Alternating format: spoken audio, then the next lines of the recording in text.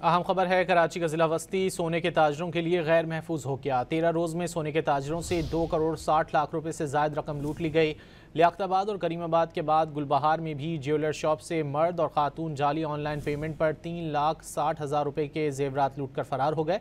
वारदात की CCTV footage don news को मौसूल हो गई। मजीद जानेंगे डॉन न्यूज़ के नुमाइंदे आसिम खान से। आसिम, मजीद क्या मालूम हो सका?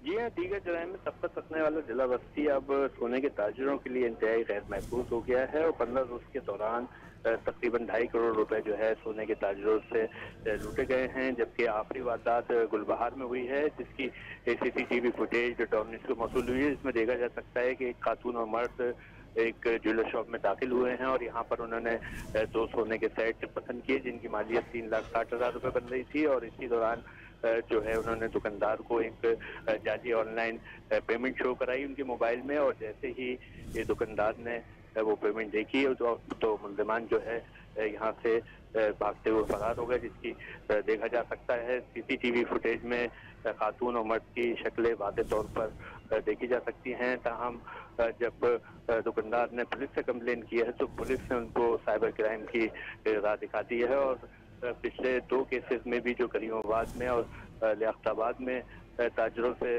रकम लूटी गई, उसके भी अब तक कोई मुल्ज़िमान गिरफ्तार नहीं किए जा सके। बहुत शुक्रिया आसिम खान इन तफसीलात के लिए।